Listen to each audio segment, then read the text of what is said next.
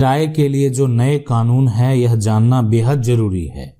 पहले क्या होता था कि पहले लोग मकान किराए पर देते थे, लेकिन कोई ठोस नियम और कानून के चलते उस मकान मालिक को दिक्कत का सामना करना पड़ता था। आज मकान मालिक के लिए भी नियम लागू हैं और किराएदार के लिए भी नियम लागू हैं, और इसका पालन करना भी बेहद जरूरी है। अगर आप नहीं करते हैं तो हो सकता है कि आगे चल के समस्या हो सकता है आपको। अब सवाल ये उठता है कि ये कानून लाने की ज़रूरत क्यों पड़ी।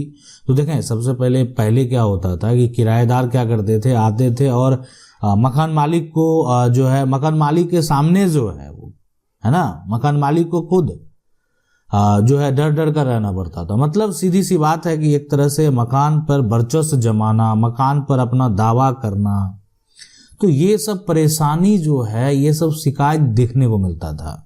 अब इसके लिए कुछ ऐसी घटनाएं हुई है तभी ठोस कानून बनाए गए। अब लेकिन सबसे पहली बात है, बहुत लोग ऐसे होते थे कि जो एक तरह से मकान किराए पर देने से अभी हिचकिचाया, बहुत जगह ऐसे अभी भी होते हैं, है ना, कि मकान वो किराए पर भी नहीं देना चाहते हैं। लेकिन अब जो ठोस कानून है, अब अगर आप किराए पर देते हैं, आप वहाँ रहते हैं, आप वहाँ नहीं रहते हैं, कोई फर्क नहीं पड़ने वाला है। इसीलिए आज का जो कानून है, और ये जो कानून है, अगर आप इसको जानेंगे, समझेंगे इस नियम को, तो आप जो है कभी भी कहीं भी, अगर आपका घर है, मकान है, दुकान है, तो आप उसको आसानी से किराए पे दे सकते हैं। आपका कोई कुछ नहीं कर पाएगा। लेकिन नियम है, मकान मालिक को भी नियम का पालन करना होगा, और किराएदार को भी मकान मालिक जो मकान मालिक का गाइडलाइन है उसका पालन करना होगा। तो चलिए, क्या है नियम है, क्या कानून है, उसको समझने का प्रयास करते हैं। सबसे पहले जो किराएदार है उसके अधिकार की बात करेंगे। तो जो इसका अधिकार है ना, टेनेंट का जो अधिकार है, राइट्स है ना, तो ये पहला राइट ये है कि अगर कोई किराएदार है और जाके अगर मान लेते हैं वो डिपॉजिट देता होता है, पहले एक तरह से मकान मालिक जो है वो सिक्योरिटी मनी खोजते हैं, तो ये 2 महीने का जो है 2 महीने से अधिक का नहीं होना चाहिए। ऐसा नहीं कोई साल भर का जो है एक तरह से सिक्योरिटी मनी, 2 महीना से जो है ज़्यादा नहीं होना चाहिए। अब है कि कोई भी मकान मालिक अगर किराया बढ़ाता है, आपको पता नहीं है, और कि कोई ऐसा रूल रेगुलेशन का जो है दस्तावेज नहीं बना हुआ है, तो और मकान मालिक अगर किराया आपको बढ़ाता है तो 3 महीना पहले जो है ना, 3 महीना पहले सूचना देना हो, नोटिस देना होगा, उसके बाद ही आप कर सकते हैं। अब है कि अगर मान लेते हैं ठीक है, आपसे समझौता होता है, आप सहमति बनती है तो ठीक है, अन्यथा आप जो किराएदार जो है कोई दूसरा विकल्प जो है वो चुन सकता है, ठीक है।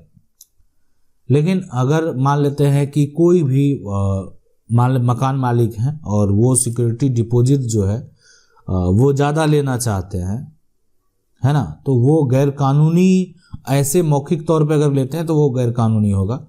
आप चाहे तो एग्रीमेंट बनवा सकते हैं, लेकिन दुकान वगैरह में लोग जो है एक तरह से डिपॉजिट लेते हैं, तो उस केस में, या कोई कॉमर्शियल प्रॉपर्टी है उसमें भी डिपॉजिट का जो अमाउंट होता है, तो उस केस में अगर आप चाहें तो जो एग्रीमेंट है उसमें वो मेंशन कर सकते हैं, उस अमाउंट को मेंशन कर सकते हैं।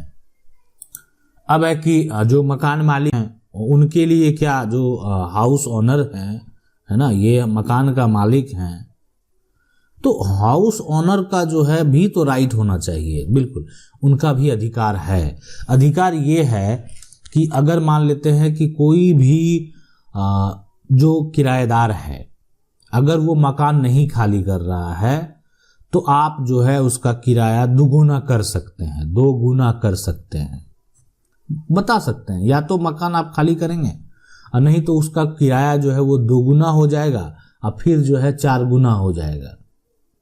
अगर लेट करेंगे तो आदेश हुआ, आपका एग्रीमेंट खत्म हो गया, आपको मकान का, अगर मकान मालिक का ये आदेश है कि आप मकान को खाली कर दें, या जो एक आपका जो एग्रीमेंट है उसके अनुसार जो है आपका टाइम पूरा हो गया, मकान मालिक का आदेश हो गया कि आपको मकान खाली करना है, तो आपको खाली करना पड़ेगा, नहीं करेंगे तो एक बार आपको देगा और अगले बार 4 गुना किराया देना पड़ेगा। उसके अलावा अब ये सोचेंगे कि ये किराया नहीं देंगे तो क्या होगा, तो उसके लिए भी जो है कानून बनाए गए हैं, और वो अगर आप नहीं देंगे, ठीक है, तो आपको समस्या उत्पन्न हो सकता है। अब सवाल ये उठता है कि जो किराए का मकान है उसका रख रखाव कौन करेगा, ठीक है, हाउस ओनर करेंगे या किराएदार करेंगे। तो किराए का मकान का रख रखाव किराएदार को करना होगा। आपको मकान दिया जाता है जिस अवस्था में, उसी अवस्था में आपको, अब कहने का मतलब सीधी सी बात है कि आप किसी सामान का उपयोग कर रहे हैं, वो आपका सामान हो या किसी अन्य का सामान हो, अगर वो खराब होता है तो आपकी जिम्मेदारी बनती है कि आप उसका रिपेयर करवाएं। किसी को आप यूज करेंगे तो वो अगर मान लेते हैं कोई मशीन है तो वो धीरे धीरे खराब होगा ही, और बाद में अगर आप उसमें रह रहे हैं और अगर समस्या होता है आपके उपयोग करने से, तो आपको ही उसका जो है रख रखाव करना होगा, है ना। अब यहाँ पर सवाल ये है कि जो रख रखाव है, अगर मान लेते हैं नहीं आप करते हैं तो क्या हो सकता है, मकान मालिक आपको क्या कर सकते हैं, ठीक है। कोई व्यक्ति ये है कि मान लेते हैं कि घर में किसी प्रकार का कहीं पे कोई जो है सामान खराब हो गया, तो पानी आने का कोई जो है एक तरह से पाइपलाइन जो है वो सही से काम नहीं कर रहा है घर में, मान लेते हैं अंदर में, तो इसका जो है एक तरह से, और रिपेयर जो है वो किराएदार जो है वो नहीं कराया रहा है। क्या करना चाहिए उस केस में? देखें, उस केस में आप जो है चाहे अगर मान लेते हैं नहीं कराएंगे तो समस्या उन्हीं को है, बाद में जो है जो डिपॉजिट अमाउंट है आप उससे पैसा जो है वो काट सकते हैं। तो ये भी एक जो है नियम है और ये कानून है। अगर आप जो किराएदार हैं, अगर आप जो है मकान मालिक के किसी भी सामान को खराब कर देंगे तो जो फिक्स डिपॉजिट है उससे आप जो है वो मकान मालिक पैसा काट सकते हैं, वो उनका अधिकार है। अब यहाँ पर सवाल ये उठता है कि अगर मान लेते हैं साथ में प्रॉपर्टी के साथ किसी भी प्रकार का कोई नुकसान पहुंचता है, कोई समस्या उत्पन्न होता है, मकान मालिक जो है आपके पास नहीं रह रहे हैं या रह रहे हैं, तो मकान मालिक को आपको बताना चाहिए, ठीक है। तो इसलिए, लेकिन अगर मान लेते हैं बहुत ऐसे रख रखाव हैं, ठीक है, अगर कोई आप सामान को तोड़ते हैं तो उस केस में अगर मान लेते हैं या आपको पहले से टूटा हुआ मिलता प्राप्त होता है, तो उस केस में अगर किराएदार उसको जो है रिपेयर कराता है तो वो किराए के पैसे से जो है वो काट सकता है, मतलब जो है जितना खर्च होता है किराएदार का। अब सवाल होता है कि आखिर अगर मान लेते हैं कि कोई किराएदार जो है परेशान कर रहा है, तंग कर रहा है, उस केस में जो है क्या करना चाहिए, क्या मामला जो है अदालत ले जाना पड़ता है, किस प्रकार का कानून है। तो देखें, सबसे पहले इसको समझने का जो नए नियम है, नए कानून है, उसके मुताबिक जो है राज्य और केंद्र का जितना भी है ना, सरकार को एक विवाद, इस तरह के विवाद को निपटाने के लिए जो है ना एक गठन, आप समझ सकते हैं, प्राधिकरण या जो अधिकरण गठन करने का जो है यहाँ पर सुझाव दिया गया है। और मकान मालिक और किराएदार का जो विवाद होगा वो उन्हीं विभाग के जो अधिकारी होंगे उसका निपटारा करेंगे। और ये अभी भी अगर कोई समस्या है तो आप जो अनुमंडल स्तर के अधिकारी हैं, जिला स्तर के जो अधिकारी हैं, आप वहाँ पर जाकर अपना मामला, समस्या का जो हल करवा सकते हैं। आप थाना में भी उस व्यक्ति के खिलाफ FIR करा सकते हैं। जमीन और ये जो मकान है, यानी किराएदार जो है वो हमेशा किराएदार ही रहेगा। और ऐसा पहले का जजमेंट हम बता रहे हैं, जो सुप्रीम कोर्ट में मामला गया तो उस समय भी ऐसा कहा गया कि किराएदार जो है वो किराएदार ही रहेगा, वो मकान मालिक नहीं बन सकता है।